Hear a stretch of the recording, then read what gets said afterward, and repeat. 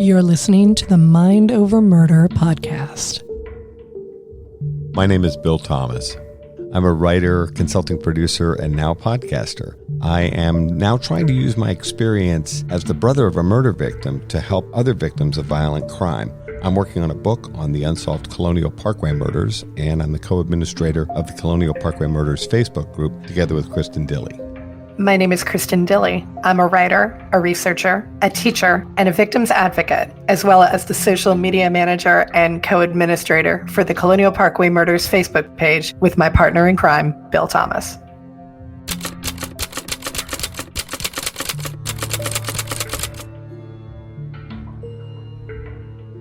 Welcome to Mind Over Murder. I'm Kristin Dilley. And I'm Bill Thomas. We are joined today by author Casey Sherman to talk about his New York Times bestselling book, Helltown, the Untold Story of a Serial Killer on Cape Cod. Casey, thank you so much for joining us. Oh, thanks for having me, guys. I loved the book. It was truly fantastic, but it sounds based on the sales. Everybody has loved your book so far. We are thrilled that you're taking the time to talk to us about it. No, my pleasure. I'm very happy to be here.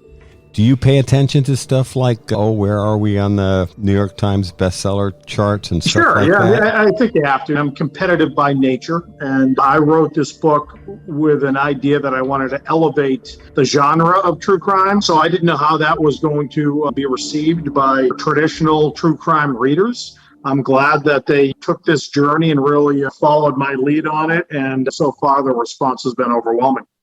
Can you start by telling us a little bit about your professional and educational background before we go down the Tony Costa rabbit hole? Sure. I call myself the accidental author, guys. I never believed I'd be writing books of any kind until I was thrust into the spotlight because of my work on one criminal case, one of the biggest cases in American history, the case of the Boston Strangler. And for me, it was a personal journey because my aunt, 19-year-old Mary Sullivan, was the youngest and final victim in this notorious 1960s murder spree. So I grew up with true crime, and there were questions about the guilt or innocence of the self-confessed Boston Strangler. And those questions led me to journalism school at Boston University. Those questions led me to a 25-year career as an investigative journalist. The first book I ever wrote was a memoir about my reinvestigation of my aunt's murder called A Rose from Mary, and I thought there was an overwhelming response to that book.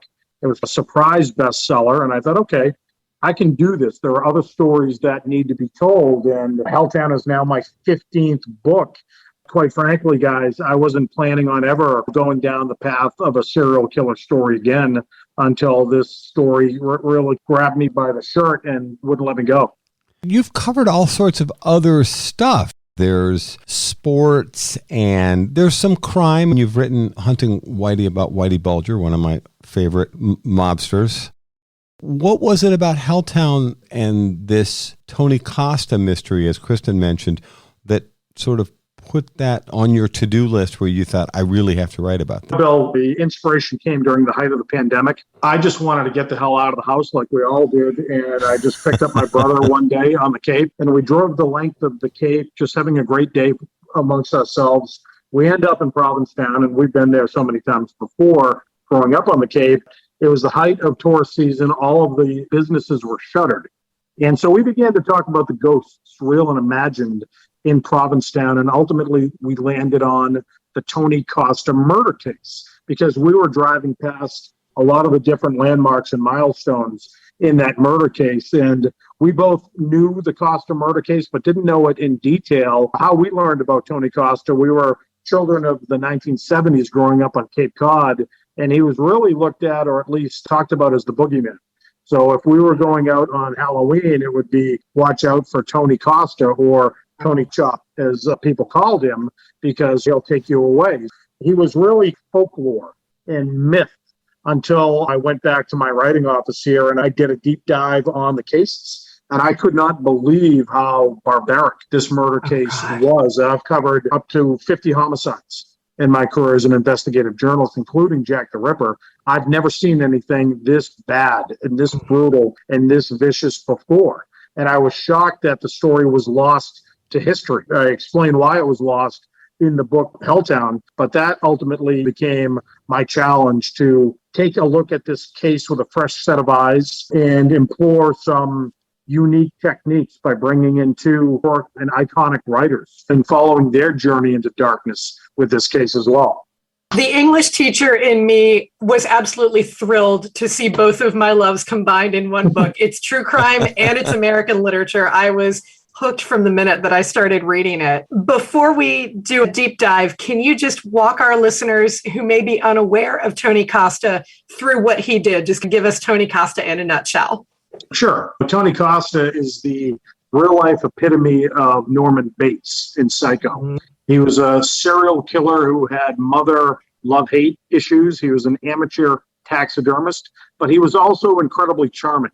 And he was a hippie-like messiah who drew young, beautiful women into the dark woods around Provincetown, specifically in a town called Truro, beautiful landscape on Cape Cod, and drew them to their murders. Tony Costa stabbed, shot, murdered these women, and then dismembered them and buried them in shallow graves. Again, this was a shocking crime that went unsolved for many months. And during the public awareness of this case, two writers, Norman Mailer and Kurt Vonnegut, become darkly obsessed with this case. And I think they wanted to explore the darkness and evil within themselves. And I write about that journey in this story. And there are a lot of comparisons, Kristin, between Tony Costa and Charles Manson. And those are legitimate comparisons because both were very charismatic. They were operating in 1968, 1969.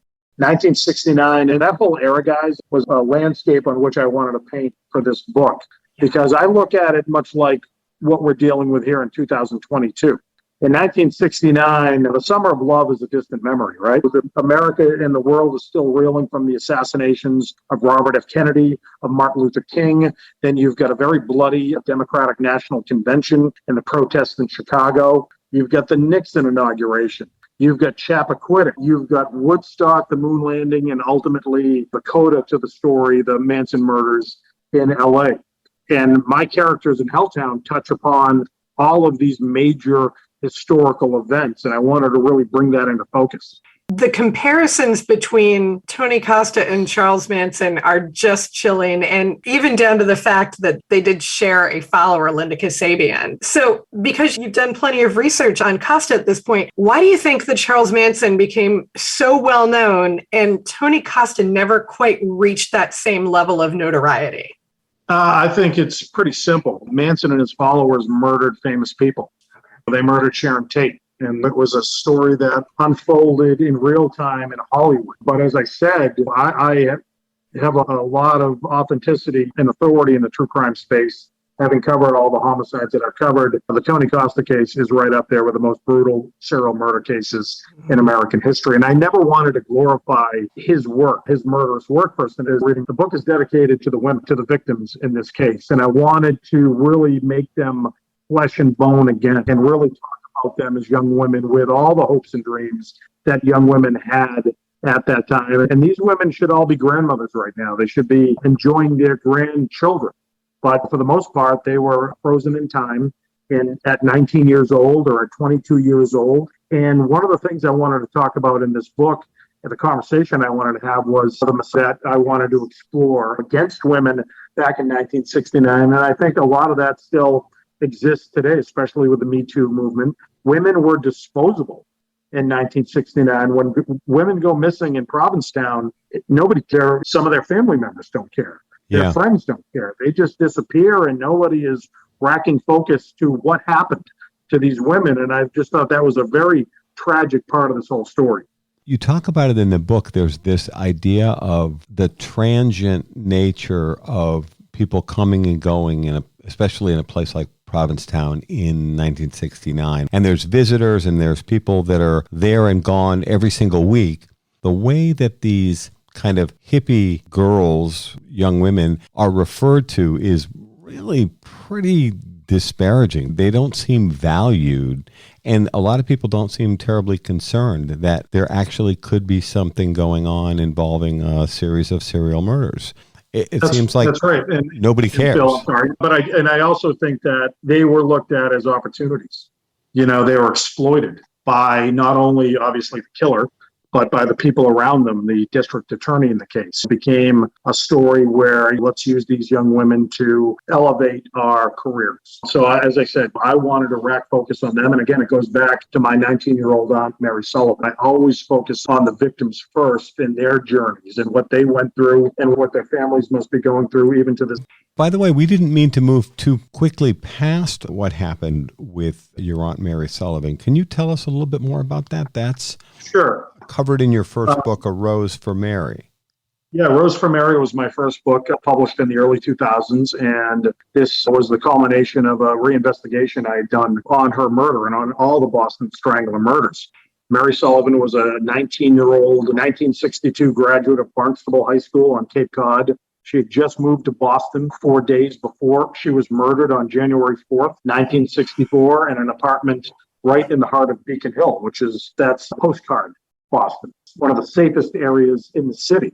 She turned out to be the youngest and final victim of this murder spree. And my investigation, Bill and Kristin, focused on the fact that there wasn't just one Boston strangler. There wasn't Jack the Ripper resurrected to stalk the women of Boston. That didn't happen.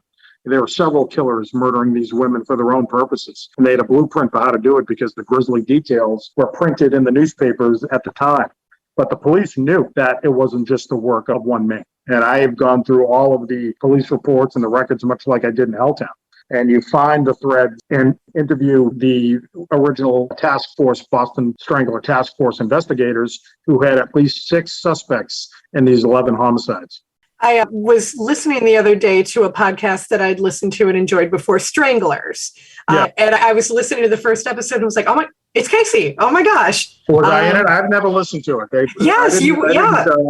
I didn't sit down with them. They probably gleaned audio that I'd given in many of the interviews that I've done in this case. Oh, that's interesting. I thought that you'd actually worked with them on it. You were in the first and the last episode. They were talking about your reinvestigation into Mary's case. It's interesting. I wasn't against the project. I'm certainly happy that people are talking about this case now 60 years after the murders, which is, I think, a great opportunity to talk about the murders that occurred in 1969 in Provincetown. Again, these murders were lost to history, buried by history, but they deserve to be discussed. These victims deserve to be remembered.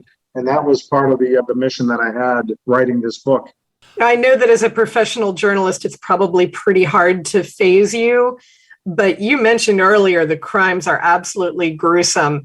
How did you deal with the horror of looking at the crime scenes and having to deal with all of that? It is stomach turning. It is. And I had the benefit of 3,000 primary source documents in this case, court transcripts, all of the trial transcripts, plus the crime scene reports and witness interviews. But what really brought it home for me, Bill and Kristin, was the autopsy photos and the crime scene photos of these women. They're the most, and I've seen many. They're the most vicious I've ever seen. It didn't look like these women were actually stabbed. It looked like they had been mauled by a great white shark. The frenzied attacks on these women show something that is beyond disturbing. Oh, this alter ego that you talk about in the book, how much of that were you able to draw from, or are you taking some artistic license there, Casey? That's a great question, Bill. Sure. This other being that seems to take over. Part of it was taking a little step into the literary nonfiction field and recreating scenes. But all of those scenes in the book are based on the killer's unpublished manuscript called Resurrection. I had actually had access to that. So for the first time, I can bring you into every single crime scene through Tony Costa's eye, while he is trying to blame these vicious murders on somebody else. So it was an alter ego that he blamed. It was a young man living in Provincetown named Corey Devereaux, who Tony Costa blamed the murders on. But there was another Corey Devereaux, meaning Costa's alter ego, that was buried deep inside him. Like I said, one of the things you have to do, guys, is just when you write a book like this, you go back into the history of the killer. So realizing that he was the son of a single mother, his father was killed during World War II. He was a World War II hero, actually saved the life of a fellow sailor. But Tony Costa never met him, grew up with this woman who he really loved. And by the time he's 5 or 6 years old, She realizes that she can't support him on her own. So she meets a guy and they get married and they have a son of their own. And now Tony Costa's got to share his love with them. And then that is the moment where he begins to split, I think, mentally. And he starts to, and many serial killers have done this, he starts to take his aggressions out on birds and small animals, then household pets. You know, if you had a toy poodle in his neighborhood when he was 15 years old, good luck ever finding that thing again, because it was probably stuffed and put under his bed. And he was arrested for assaulting a young girl, 16 years old, when he was a teenager. And instead of getting the help that he sorely needed at that time, getting him the psychiatric help he needed, his family protected him. His mother protected him and pleaded with the judge, be lenient on my son. I will send him away to live with family on Cape Cod, which is what she did. Never addressed his issues. He moves to the Cape. She followed him. And then his prey begins to get a little larger. He starts to hunt down wild animals on the outer Cape. And eventually he graduates, if you will, to human beings. So he had a total of how many victims? Remind me on that. He was convicted of 2 murders. We know that he killed at least 5 women. I would probably double that number. Okay. He did travel a lot. We talked about a little bit of the comparisons between he and Charles Manson. It's interesting to note that both Tony Costa and Charles Manson lived in the same neighborhood at Haight-Ashbury in San Francisco in 1967. They attended the same parties.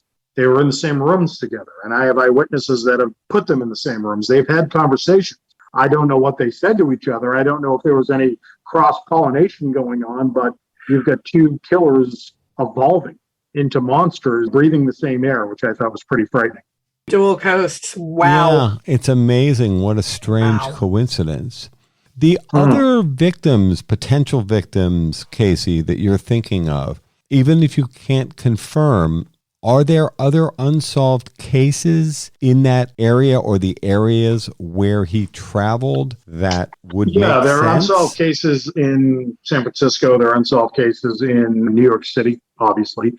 There are also unsolved cases in New England. There were upwards to 300 young women who had gone missing in 1968, 1969 in New England alone. How many of them made it home to their families, I can't tell. But I know that just based on his killing methods, this isn't something that he did just 4 or 5 times. He had to grow into the killer he became when he murdered Pat Walsh and Marianne Wysocki in January of 1969, and then buried them in shallow graves in Truro. So you posit right at the end of the book that the Lady in the Dunes case may be attributable to one of Tony Costa's followers, the one you described, Strawberry Blonde. Can you tell us a little bit about the Lady in the Dunes case? Sure. That's obviously a notorious unsolved mystery on the Cape, and there have been many theories over the past 30 years as to who this woman was and who killed her. Some of those theories focused on Whitey Bulger, the crime boss from Boston. Now, I wrote the book Hunting Whitey Bulger, which was about his 16 years as a fugitive. I also am the only one, including my co-author for that project. We're the only ones who ever interviewed Whitey Bulger's killer, who was just indicted last week. Yes. So we got very deep into the Bulger case. Bulger did not do this. Bulger did not kill any woman in Provincetown, even though he traveled there. It wasn't his M.O. Stephen King's kid, Joe Hill, posited that the Lady in the Dunes was an extra in the movie Jaws in 1975. Yeah, people love that theory. Complete ridiculousness. It's a great story. Yeah, well, it would have been a great story if it was true. If it was true, yeah. Tony Costa was considered a suspect in this unsolved murder right from the get-go, but he couldn't have done it because he was killed in prison in 1974. And it was the summer of 74 when that happened. And then a month later, a woman is found dismembered in the Provincetown Dunes. Her identity has never been discovered. Her killer has never been discovered. But I've had access to the crime scene photos in that case. And I look at the cut wounds. And I see a lot of similarities there. And I go back to the similarities between Costa and Manson. Both had families and disciples who are willing to commit crimes and kill in their names. And my theory is that the follower of Tony Costa committed this murder to appease Tony Costa's restless spirit. They were heavily into Wow. witchcraft at the time, and not the Wiccan subculture that's out there that is focused on the sky, the moon, and the land. This was dark art, dark magic that they were exploring in the late 1960s and early 1970s. Have there been efforts to identify the lady in the dunes? Do we know where she's buried? Could she be? We know well, she's buried almost in an unmarked grave in the same cemetery that Tony Costa's buried in. There have been numerous efforts, DNA analysis, craniofacial reconstruction. They've tried to find out her identity for decades, and no one has ever come forward to claim her body. There's been no DNA match with anybody in any database in the United States or abroad. It's really that this woman is in an unmarked grave. It's very sad that the victims of Tony Costa were buried in shallow graves that he dug, while he, after he was killed or committed suicide, received a Catholic burial in Provincetown. There's no justice in that. No, to put it mildly. I'm wondering if we could take another crack at the Lady in the Dunes case. Obviously, we're big supporters of investigative genetic genealogy. It seems if the support was there, that might be an interesting way to go with trying to identify her, which might at least give them a new, fresh start in terms of that investigation. Sure. And I think it's an open case in Provincetown, and certainly there are people all around the world that are focused on finding out who she is before you can find out who killed her. So the more smart people that get behind a project like that, never say never. Hopefully that we will find out who she was, who her family was, and ultimately why and how she was killed. You're listening to Mind Over Murder. We'll be right back after this word from our sponsors.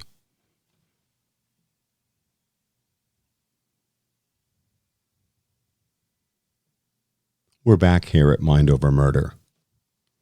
So you'd mentioned a couple of minutes ago about Tony Costa's followers, and I hear that when you went onto the Cape to do some book signings, you had some, I'm not going to call it issues. I don't think we justify it by calling it an issue, but I did hear that there was some interesting developments in terms of Tony Costa's followers maybe hassling you or giving you a little bit of an issue. And that kind of comes with the territory when you're an investigative journalist. But I will say, in 1968 and 69, Tony Costa was protected. He was protected by his family and by his friends, and they intimidated and harassed witnesses. They intimidated and harassed police officers and investigators. Had Tony Costa been arrested before he was, maybe Pat Walsh and Marianne Wysocki would be alive today.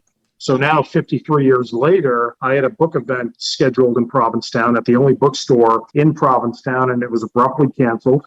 And I found out that the same people, friends and family of this serial killer, were intimidating the bookseller and threatening the bookseller. And yeah, I've received some intimidating emails and threatening emails, but I'm not really concerned about it. Oh, you have to always keep your head on a swivel, especially looking at the recent attack of Salman Rushdie, and artists are being attacked openly now. It is a concern, but it's really frightening that you've got these people that are still trying to protect a serial killer's dark legacy 53 years after the crime. So about 3 weeks ago, I got an email from the bookseller, great guy, and I felt really bad for him. He's just trying to run a business.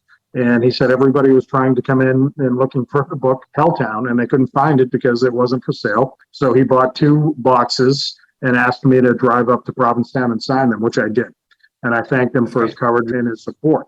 And I'm not going to cower to any online mob, for sure. And the facts in the story stand up to the story that I wrote. And I'm sorry that the family is still trying to protect this guy. So is that his ex-wife, Avis, that is doing some of this? I think she's certainly somebody who's been sympathetic to that online mob. But there are other people that claim that they're family and friends of Costa, and they're the same people that I read about in police reports going back to 1969 and 1970. And you're thinking, oh, this name looks familiar. Sure. Provincetown's a small area. I call the book Helltown because that was the nickname given to the area in the 1700s when it was a pirate community. And it's a town that's always followed their own rules and made up their own law, still to this day in many ways. Did you work at all with Liza Rodman? Her book, The Babysitter, came out about the Costa case. And actually, I was reading Helltown, and I was like, why does this sound so familiar? And I had to think about it. And then I was like, oh, I had read The Babysitter a couple of months prior. Did you work with Liza? I didn't know Liza. I knew she had written the book, and I took a look at it. I grazed it over. I don't want to ever follow anybody's tracks Oh, sure. when Of you're course writing not. a book like this. She had an event in Provincetown canceled, and they really attacked her online, a lot of the community members. So I reached out to her the next day, and I said, I'm going to support you on this. This can't stand, and I'm going to side with you. And we're going to have a united front against some people that are trying to crush free speech and trying to protect the serial killers. So I have a lot of respect for Liza. Were you more comfortable, for example, having book events elsewhere, say on Mid-Cape? I know Provincetown, it does feel like the end of the world, and it's certainly the end of the Cape, and it's a really cool place. But if you felt like the pressure was too much on a local level, would you be more comfortable Mid-Cape or elsewhere? I'm comfortable everywhere I go, Bill. I would have been comfortable going into Provincetown for that event. There was a film shot here in Massachusetts last year called The Boston Strangler. Oh, sure. Stars Keira Knightley. It's coming out next year. And I could have called the producers and demanded that they do not shoot in Massachusetts because all the families are still there. I don't have any right to do that. I have a right to support the film or not support the film, but I don't have a right to dictate who can. So I feel the same way with the Costa family. They have no rights. They don't own this story. They have no right to dictate who can read about Tony Costa's murderous exploits and this dark period in history. So I don't have any qualms about visiting Provincetown, and I have zero trepidation on any other book event that I do. And I've been on book tour for 47 days and talking at bookstores or big venues all across New England and in New York City, and I don't have a worry about that.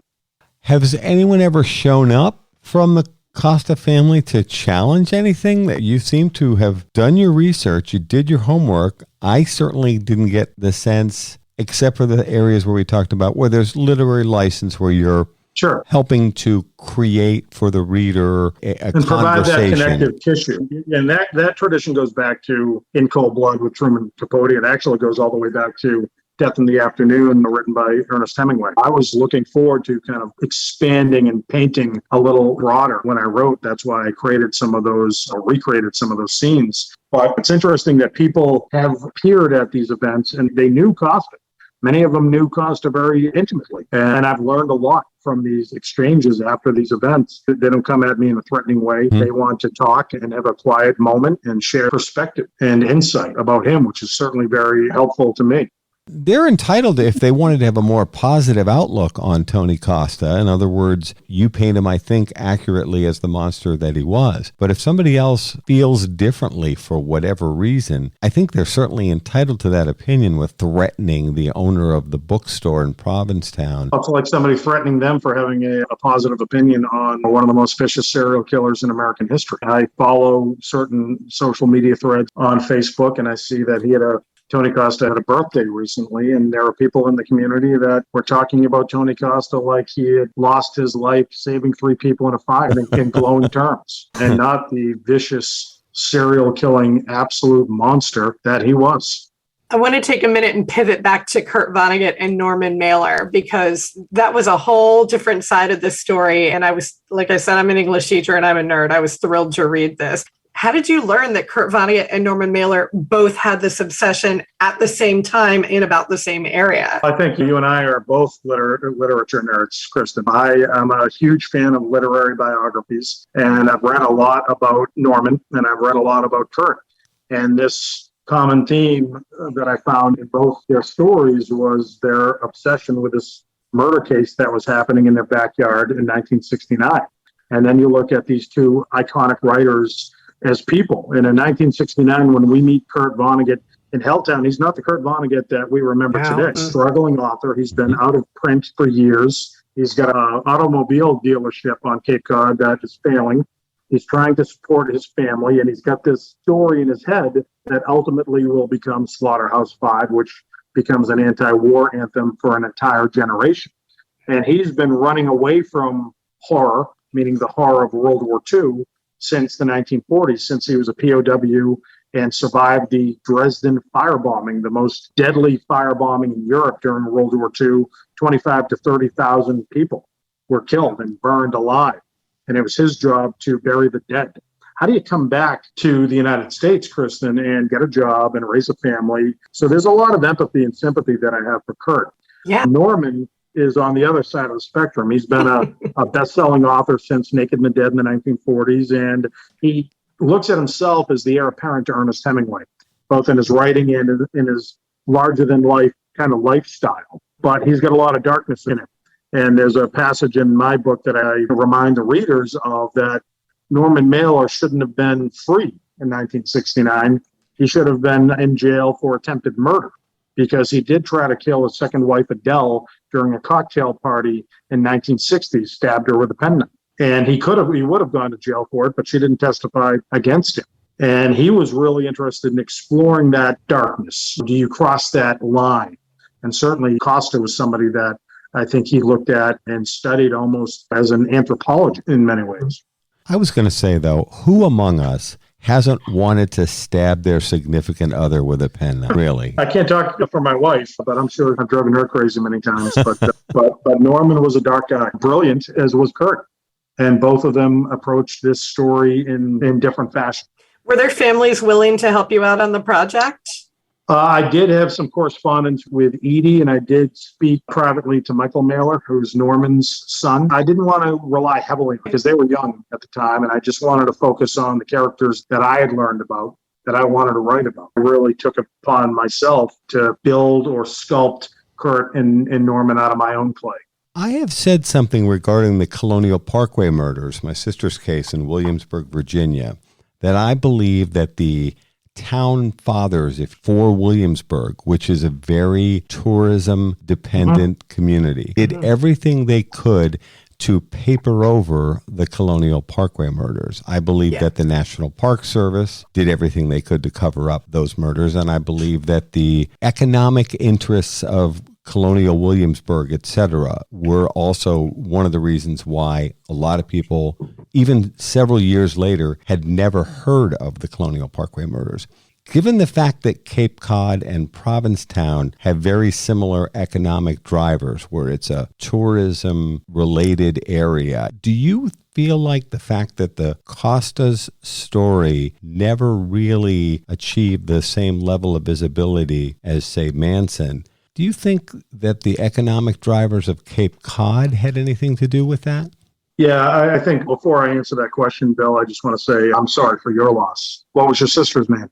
My sister is Kathy Thomas. She's a United States Naval Academy graduate, and she and her girlfriend, Rebecca Dowski, are the first two victims in the Colonial Parkway murders, which we talk about on Mind Over Murder. I'm sorry to hear that. Oh, thank you. No, and thank you for talking a little bit about her. I do think that given the fact that you've got two areas that rely heavily on tourism, I think that does factor into it. Cape Cod relies on tourist money. And it was interesting that I think the town fathers were trying to downplay these murders. The first time that one of the women whose bodies is uncovered in a shallow grave is even reported on, I think it was page 27 in the Boston Globe. Now, that's absolutely insane that they'd be relegated to the back pages of a major newspaper. Today, you'd have it splashed on the front page or other bylined articles. But I think the town fathers tried to keep it quiet, but I do think that people took advantage of it as well, because there were people trying to sell sand from the crime scenes right on the highway, Route 6A on Cape Cod. But it reminds me, Bill, of that scene in Jaws, where you've got the mayor saying the beaches are going to be open this weekend, and it's going to be beautiful. And I do think that there was a little of that, certainly, probably in both cases, right? Oh, yeah. That's a great comparison. Absolutely. So you probably don't want to go into a ton of detail about your next project, but can you tell us a little bit about your next project? Sure. It's a story that unfolded in Los Angeles in the 19th. Very shocking murder that brings in Hollywood glamour and kind of the golden era of gangsterism. Yes, in Hollywood. Sounds great already. I'm a big fan of LA Confidential, both as a book and as a film. My agent and I have been looking at different projects that might mirror that story a little bit, and we think we've landed on one, and I'm starting to work on that project very soon. So this would be a book first, and then hopefully... It would be a book first, yes. I've been very fortunate in my career to have my books adapted into films. Patriots Day with Mark Wahlberg was based on my book, Boston Strong, and The Finest Hours, which is another Cape Cod story, about a Coast Guard rescue that happened in 1952, became a big Disney movie in 2016 with Chris Pine and Casey Affleck, and it's very popular on Disney Plus. And that's an inspirational story about Cape Cod. And now I'm writing a dark story about Cape Cod in Helltown. But there is ways to be inspired by Helltown as well, because even though we talk about some of the people that were exploiting young women in the 1960s, I also racked focus on two investigators, Bernie Flynn and Tom Gunnery, who did everything in their power to find this killer and put him behind bars. And they were very tied into the families of the last two victims, Pat Walsh and Marianne Wysocki. So I look at them as real heroes in this story. And not to segue further, but I do also include a chapter on Chappaquiddick in Helltown, because it was relevant to the case. And it also spoke to this treatment of young women in 1969. Yes. Yeah. And I poured over 2,900 pages of documentation from the grand jury investigation of Chappaquiddick. And I was shocked when I read it. And I grew up on Cape Cod. Mary Jo Kopechne should be alive today, much like Susan Perry, Sidney Monson, Marianne Wysocki, and Pat Walsh. She was alive in that Oldsmobile for several hours. She asphyxiated. She didn't drown. And the culprit was a U.S. Senator named Ted Kennedy. It's such a shame. And his level of irresponsibility is just incredible. I didn't want to move past The Finest Hours too quickly. First of all, I loved the film. And then my girlfriend Pamela grew up on Cape Cod, and she had never heard this story. We ended up seeing the film and really loving it. And she said, how did I grow up in Barnstable and I never knew about this incredible rescue? Well, that's what I said to myself when I was doing a book signing in Chatham for my first book on the Boston Strangler case. And my brother Todd had stumbled upon a very small memorial to the rescue in 1952. And he raced to my book signing and he said, I have your next book. Told me what little he knew about it. Really? I went to a place called Rock Harbor where that 36-foot wooden lifeboat stands today, is birth. And I said, how did this little lifeboat save so many men? That became this now international maritime phenomenon, book and film. That actually sounds like something out of a movie right there, where he comes running in and saying, I've got your next book. You always, after that, Bill, anytime somebody says that, I have to listen because it pays off. Wow. That's fantastic. So the book is Helltown, the untold story of a serial killer on Cape Cod. And it was fantastic. Oh, thank you, Kristin. I appreciate that. That's going to wrap it up for this episode of Mind Over Murder. We'll see you next time.